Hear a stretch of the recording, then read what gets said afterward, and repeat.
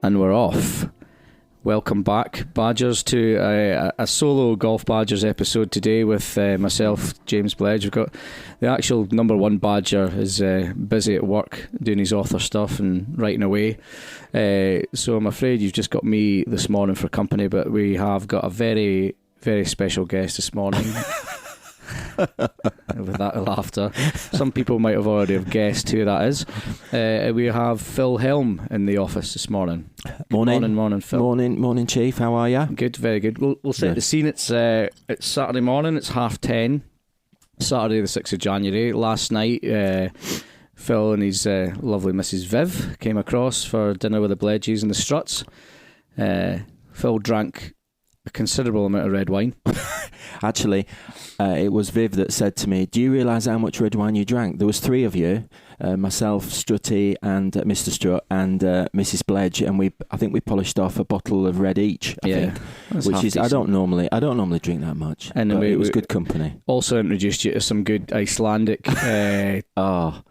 shots that my Icelandic greenkeeper friends gave me. There was no taste to that, and that was. It was like something that you find in the bottom of your, the cupboard under your sink. It was like, I don't know whether it was throat cleaner. Paint stripper. It was a bit like that, yeah. I think I've had heartburn ever since Christmas Day, and I think it got rid of my heartburn. I think it had an opposite effect. Yeah, it took the lining out of your stomach. That's probably why. I know, exactly. So it was great catching up last night. Old friends, especially with the Struts being across from Strutty from Canada. So we tried not to talk too much shop last night, so we could talk it this morning in a podcast. So really lucky to have you on, Phil.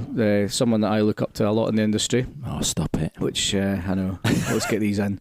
But we've been very good friends for years now. We met, I think, on the Toro. I had a Toro Student Greenkeeper of the Year winner under a son, Nick Machin, and my award for that, believe it or not, was to go along to the GIS as his mentor.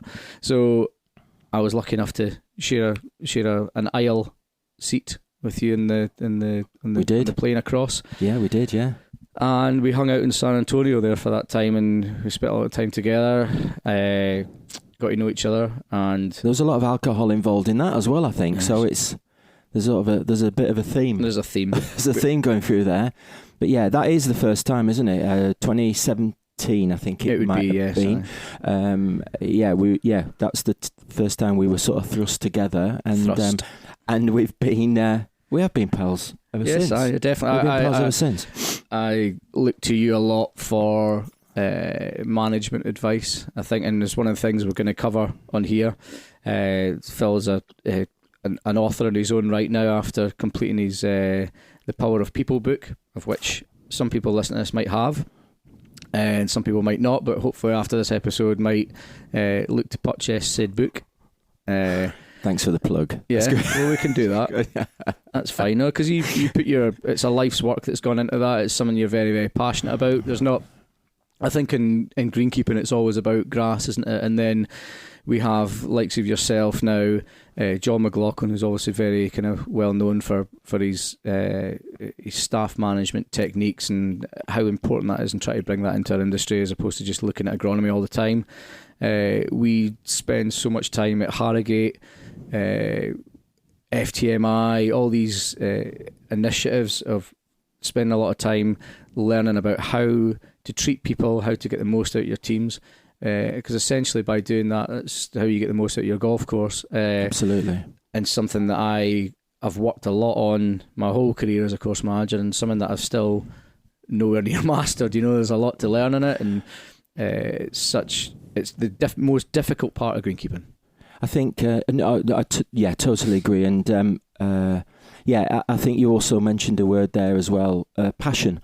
And we're very, aren't we, as an industry, all the people we know, that we're all passionate about what we do, and also I think there's an awful lot where we say about the more you learn, the more you realise you don't know, and I certainly that's appertains to me, and I think in a kind of a way it's a little bit like our constant fight with POA.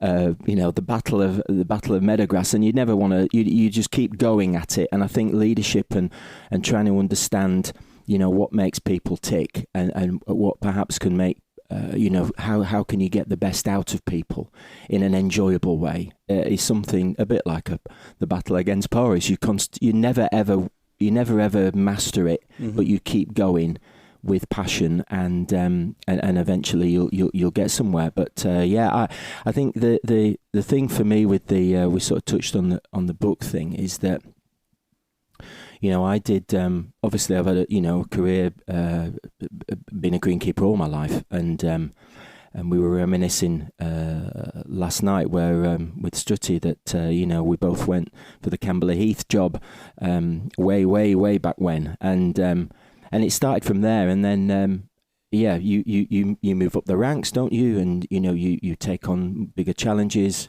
more people, all that sort of stuff, and I think when COVID hit, that I realised that I wanted to do something like write a book, but I wanted to put all those experiences down on paper. So all the things that I'd kind of tried to develop or tried to make work in all those golf courses that I worked at. I thought, right, I just want to get this down on paper, and but by doing it, I also was doing a sort of a degree in it as well, and it was therapeutic at a particularly awful time for us all. We were all on furlough and having to do all sorts of things that we wouldn't normally have to do. And it was therapeutic, but also what it made me do was it made me research. So I felt it took the leadership stuff to another level. It was like, well, those are all my experiences, but actually now I need to understand and learn where they came from, what are the theories, what are the models, and do an awful lot of homework on that, and take it to a deeper level and put that into the book. And like we say, the more you learn, the more you realise you don't know, and it's through passion, if you like, passion for trying to get the best out of people and create a nice working environment for everybody where they can excel at doing what they're passionate about. I think that's what drives me anyway. And where do you even start writing a book? How do you work out the structure of what the book's going to be, the plan? Did you have anyone help you with that, or was it? No. Honestly, I know, and I never in a million years now. If somebody would say to me, "Oh, I tell you what, just pop off and write a book," I would have run for the hills, because it was like, well, it was so alien to me. Yes, as managers, we all write reports and we write newsletters and we write, we write short documents, don't we? Mm-hmm. To the boards or to Greens chairmans or committees and things like that.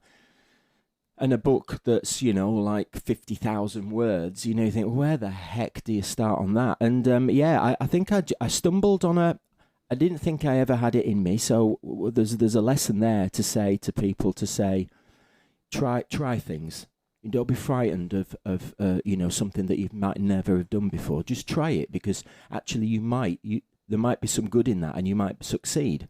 And I think I fell into that with writing a book, and I stumbled on a formula that worked for me in my brain, and it was really like each chapter, of which there were 12, just became I thought of a title, a subject matter for each chapter, which was nice and meaty and very greenkeepery, and then planned it in my head as a journey. So start, a middle, and an end, and how do you, in my brain, how would I describe a particular theory or a particular way of doing something? And I just started, and I put pen to paper, or rather keypad to screen. Well, I think that the thing that's so great about it is the fact that it's relative to greenkeeping, whereas you get, there's loads of management books out there. You can go into whatever Waterstones and buy anything, and it's all kind of probably generic to things like from companies like Coca-Cola or Barclays Bank or whatever. Absolutely. But we've actually got a greenkeeper here that's written one for greenkeepers on a subject that we probably struggle at the most, to be honest. And I've really been very lucky to be on the other end of your training quite a few times now, actually. I think most recently at the pilot event at Bernard's, at Bernard Academy, where a lot of these are excerpts from your book, and also I think you've done stuff at FTMI. Yes. And you do workshops at Harrogate at BTME. Yes, yeah. So these are all fantastic, and so maybe we could discuss a little bit about that as well, your public speaking and stuff. Yeah, no, absolutely. But we've been very fortunate right back from those early days back in 2017 when we first were on that plane out to San Antonio. Because you were talking out in San Antonio. I was doing workshops, and well, it started with just doing a sort of a 45-minute presentation based on an experience. So, a day in the life my role then was at Goodwood, general manager at Goodwood, looking after the sports turf department. And the Spitfire runway. And the Spitfire runway. We should never ever leave that out, Phil, please. Absolutely. No, absolutely. So, it started, like most of us, where, we're asked to speak. It's you speak about subject matter that you know. So I just used to get up and I used to speak about a day in the life of leadership at Goodwood and what we do. And then I think now realising that, my passion, we go back to that word again, passion is to educate. And I'm not saying that I'm the world's greatest educator, but I enjoy passing on. Mm-hmm. I enjoy now learning about business models and how they fit into our life, as in, I'm saying our as in Greenkeeper life, and making them work, and then explaining that in a very logical, common sense, down to earth, fun way that we as Greenkeepers can understand it. Because I guess a lot of these excerpts and the chapters in the books are probably they're all experience and about mistakes and mishaps that you've had with staff over the years and how you think you could have. And the thing is as well with and I've learned this as well, and not just me, but you actually do learn more from a mistake than you do from getting it right every single time, because there are no learning outcomes from that. You can't then reflect and go, now how would I make that better? Did I say that in the right way? How did that conversation go? How did that meeting go? And if you go, usually when you reflect, because we're all humans, we all make I could do that better if I just said it like this, or I could do that better if I prepared a little bit more. So luckily for me, I've made lots of mistakes in my career, and I've been able to pull on that to be able to then put it right and to explain the pitfalls as well as the right things to do. And did you take mental notes of these mistakes, or did you actually write them down during your management spells? I think I had to. I have a very poor memory, so I try to jot them down. I try to write them down. I think the important thing was that, and the important thing is that you give yourself, and I never used to do this early on in career, but give yourself the opportunity, the time to take a breath and to reflect. And because we're all usually, as Greenkeepers, we're all flat out trying to cram, trying to cram, 20 jobs into what really you can only do about 10. But we try. And that's when mistakes are made.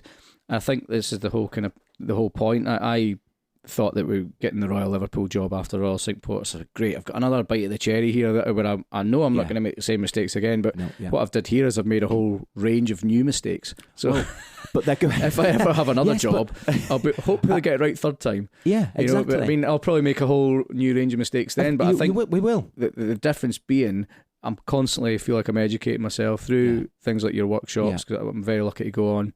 But these are going to be available to everyone else in the future going forward. We can talk about another time. But I mean, Harrogate this year is a plethora of stuff that people can go on. Oh, massively, yeah. So, and are you talking to Harrogate this year? Yes, I am. Yeah, I chose a controversial subject just to chuck it in there, and I think the title's something like "Looking After Number One."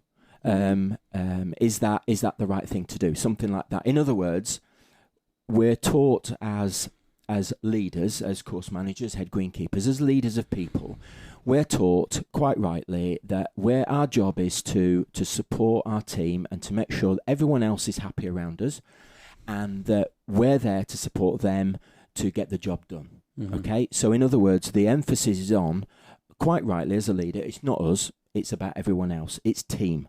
That's what it's about. So the controversial title, if you like, is we should look after number one. We should look after ourselves. So some people will go, well, totally the opposite, isn't it? However, through the course of, I think I've got an hour, is that we go all the way round where I explain that personal resilience for a leader is very, very important. In other words, we have to be in a good place before other people around us, all our teams around us. It gives them a better chance to be in a good place as well. If we have good resilience and we're in a good place, everybody that we influence is also going to be in a good place as well. In other words, if we turn up to work and we're grumpy and we're moody and we snap at people because something's happened to us personally, the people around us will ultimately feel that, unless we're very, very good at hiding that. But usually we're not. It usually comes out in some way. So in other words, if we look after ourselves, and there's a whole host of ways of doing that I'm going to talk about, if we're in a good place, everyone else around us will be in a good place as well. And that is what we want. So it's a little bit of a controversial title, but in the end, it's like, oh, hopefully, yes, I get that. And have you done this talk before? No, it's a new one. It's a brand new one, and I'm very fortunate. I'm going to talk about this at Harrogate, and then we're off to Phoenix for the Superintendents Association, and I'm doing one, a very similar one, there as well. The only difference, though, with that one is you've got a translator. Yeah, because some of the jokes that you kind of crack, it's like tumbleweed, and you just think, that's mine. No matter what country you're talking, it doesn't matter.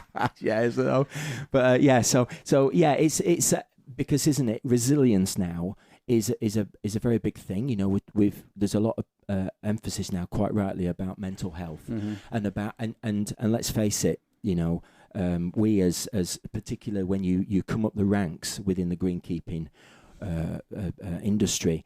It can become lonelier and lonelier as you go, can't it? I know we've all had experiences. And I think it could be the loneliest job going. You know, a lot of time. Absolutely. Yeah. You know, because you know if it can become that. You know, you're the answer man. Everybody comes to you for the answer, and you're not one of the lads. You know, you're not one of the lads. You're not one of the team. You're not one of the team as seen by a team. You know, you lead that team, but I think it can become a very lonely place, and so personal resilience and all those things that you need to be able, all those little tools that you need to be able to build your personal resilience, it is really important.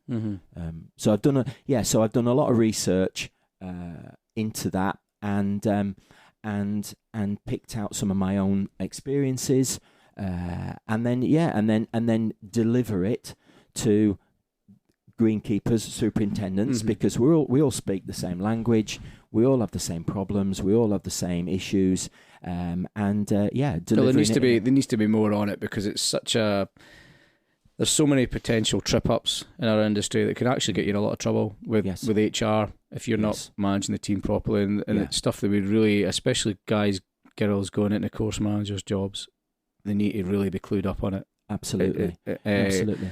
I mean, I've certainly had my fair share of things, as everyone else will have had.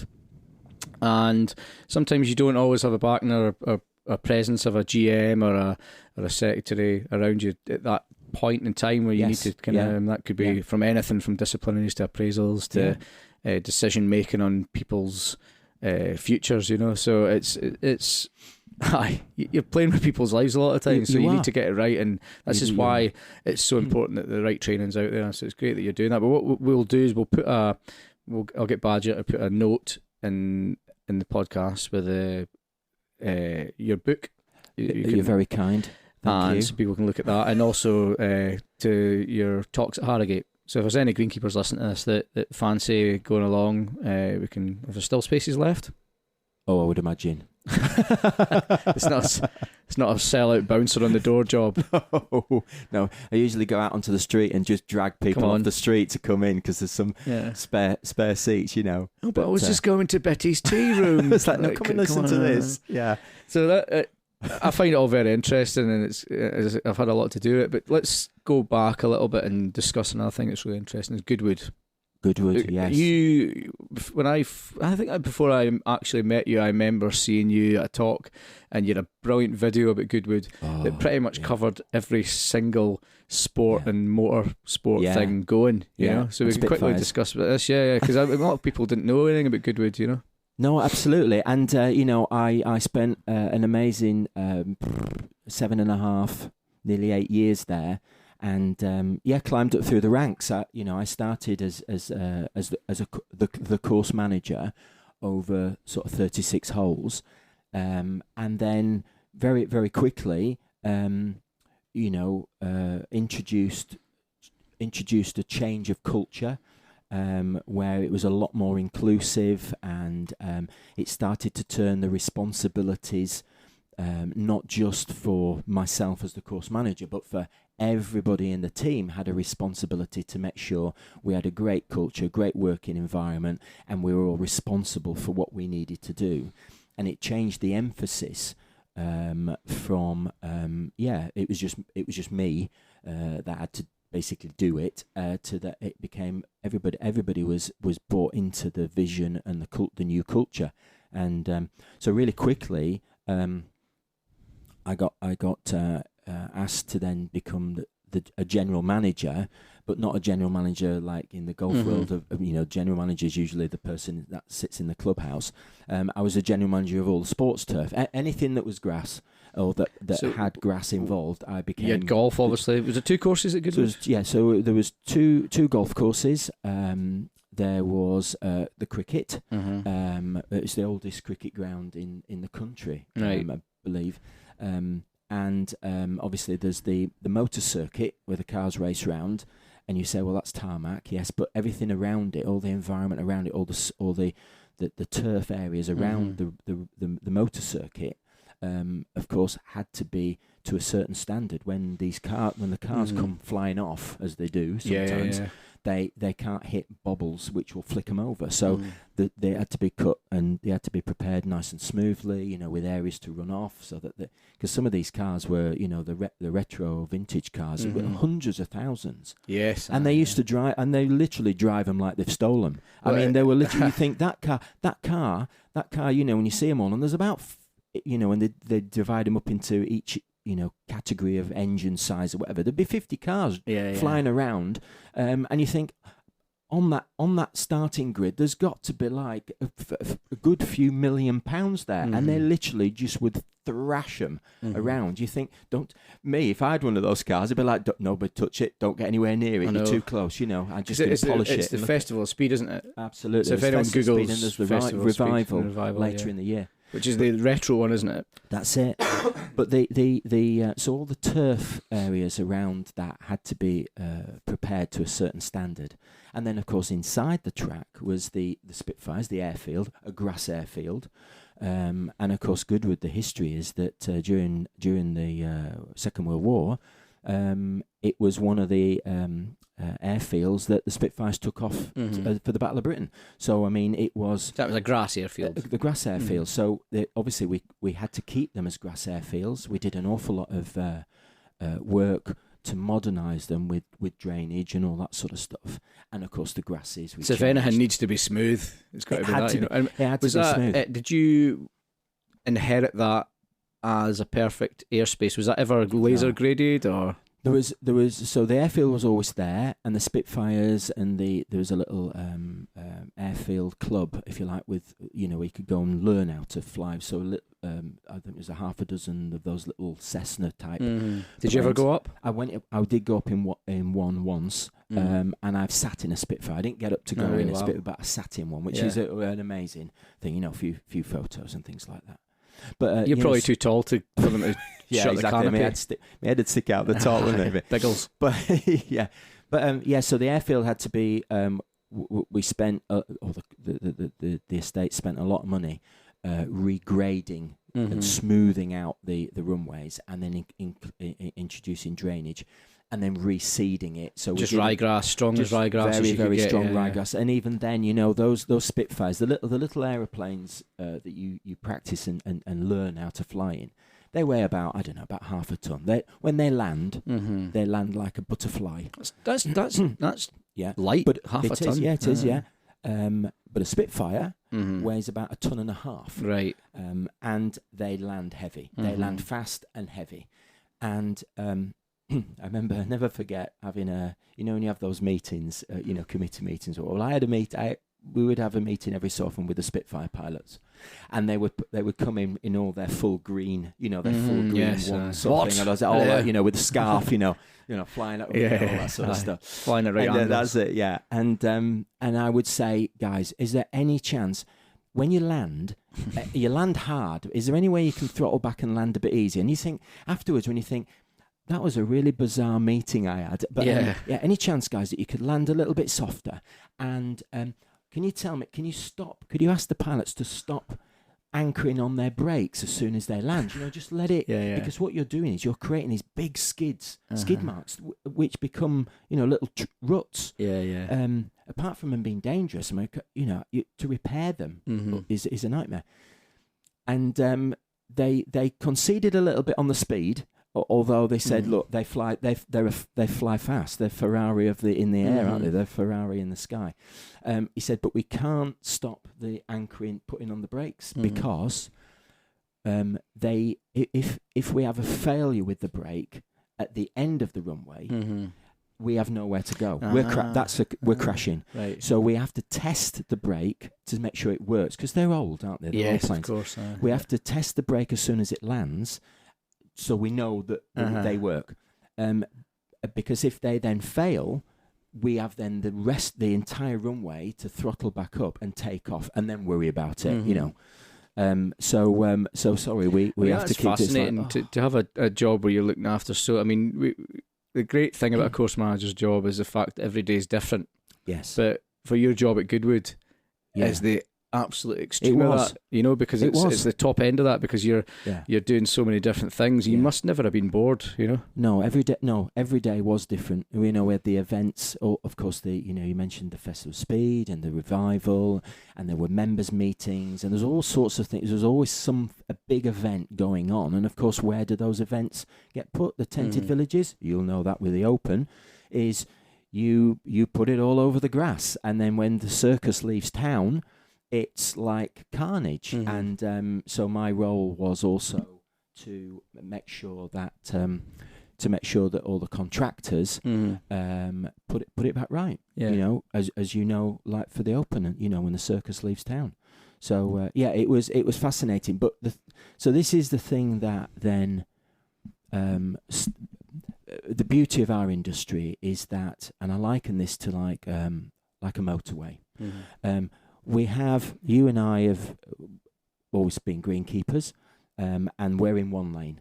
There are suppliers that we rely on to be able to do our job. They're in another lane, and so on. And people that supply materials and all sorts of things, whether it's sands or top dressings or divot mixes or bunker linings, whatever it is, we're all going in the same direction.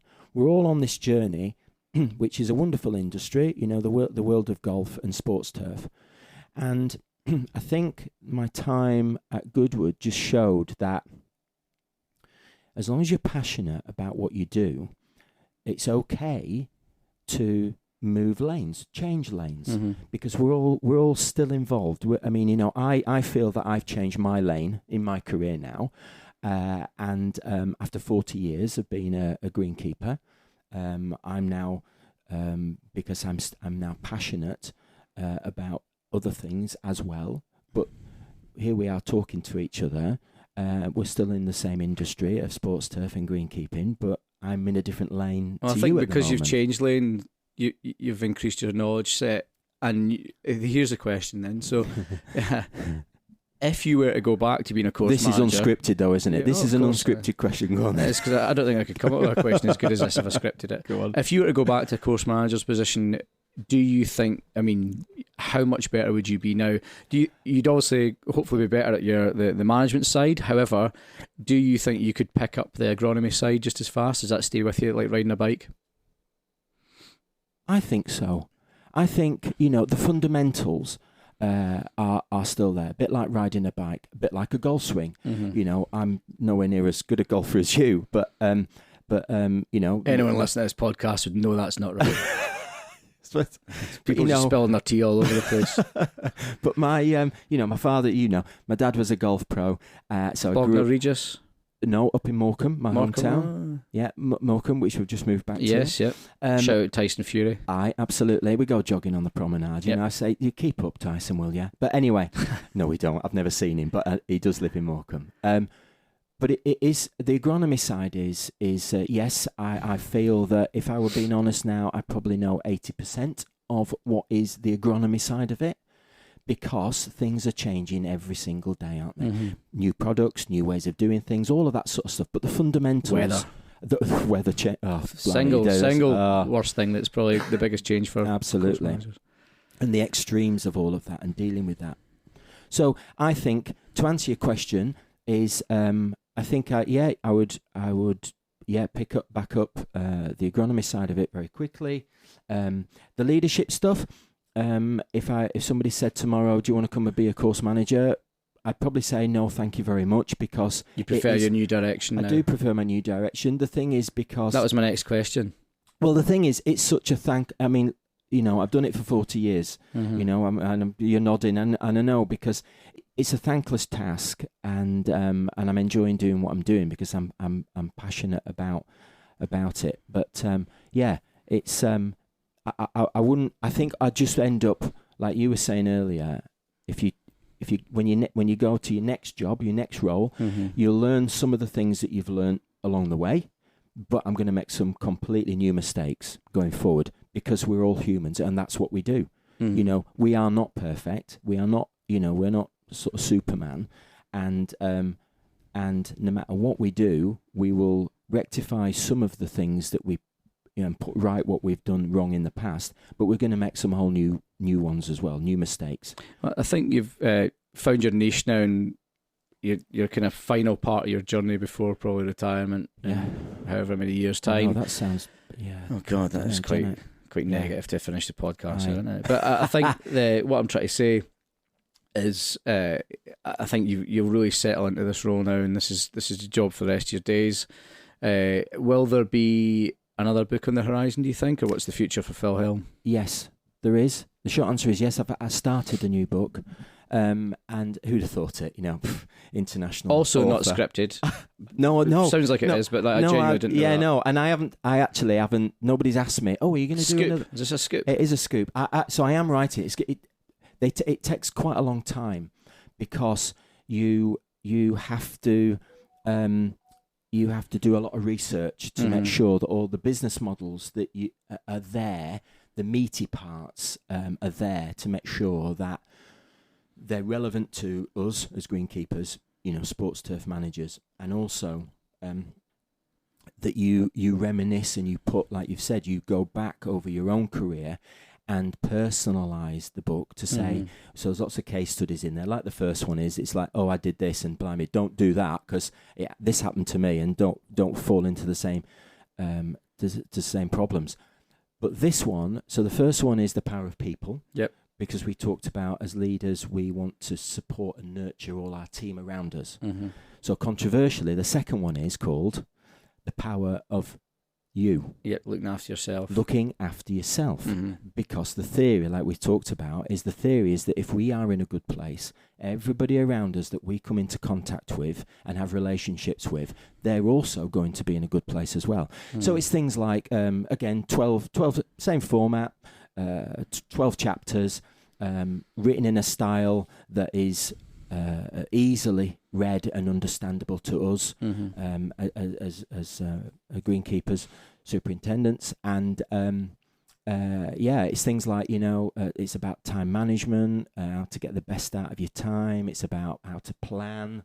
It's about how to improve our personal resilience, all those sort of things. How to deal with stress, the pitfalls of looking out for people, diet, sleep, private life, all of that. And I know, and but it is all very, very important. And so, but they're all, when I've thought about what 12 titles, what 12 chapters are really relevant, through my career and speaking to other course managers and greenkeepers, what's important to them, I've put those are the titles, those are the 12 topics, and so it's my own stuff going in there, as well as some real good solid homework and research. So that's exciting. Excellent. Yeah, I think I'm about three chapters in, and it probably take me a year. Maybe hopefully by the end of the year I'll have be able to get it out. It's an industry first, as far as I know, in Great Britain. I'm not sure if anyone's done anything like that in the States or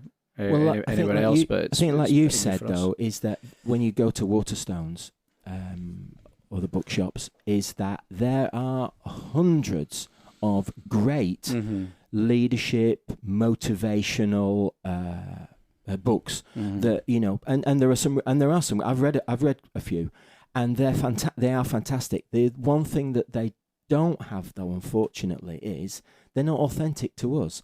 A greenkeeper can read those and try maybe to fit the odd model business case type into their working day, whereas the way that the first book and the second one definitely will be, because I've learned from some of the mistakes that I did when I wrote the first one, is it's absolutely authentic to us as greenkeepers.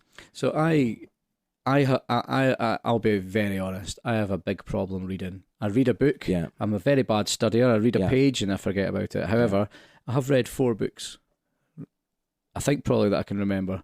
The Alan Partridge autobiography. Yeah. Your book I read. You're and my very wife's generous. also read Thank it. you very much. I read Gordon Moyer's book. Yes. I recently read Richard Pennell's book as well. Oh. So Richard he's written a great book about some beautiful golf courses in Britain. I read that as well. So I don't really enjoy reading as much, but I've got a lot of time to sit and listen to stuff, whether I'm doing work in the office or I'm out in the course. Whatever, exactly. I love podcasts. I love music. Is doing like an audiobook something that would probably interest you, especially with that silky accent of yours? Well, first of all, you've got to, my accent. I'm not so sure. I'd have to employ somebody that can. You could employ the Badger. Yes. In fact, this is Badge. When you're editing this, you'll probably edit this bit out. Yeah. But this is a call to arms. Yeah, absolutely. We spoke about this, didn't we? We have spoken in the past, haven't we? About trying to do something like that for the first book, and nothing is impossible. My only reservation, if you like, is that to make the book easier to read, every page in the book pretty much has a diagram, a drawing, a flip, something that breaks up page after page after page of writing. It's not like a storybook. It's a bit tech. Yes. So and it's very colourful because so every page or every other page has got a diagram of a business model, something that then I explain about. Well, this is how it looks and that's how it works. So it's very difficult to get that formatted almost. So it's very difficult to actually, get that over in just words, and so that's always been my.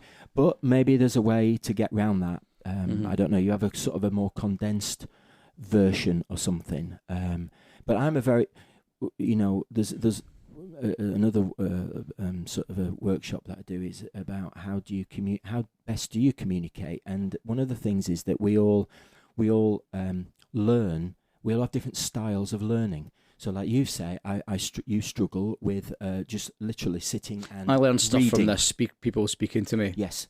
So it's very audio based, or it could be with lots and lots of diagrams and flip charts and things. So it's that's very visual based.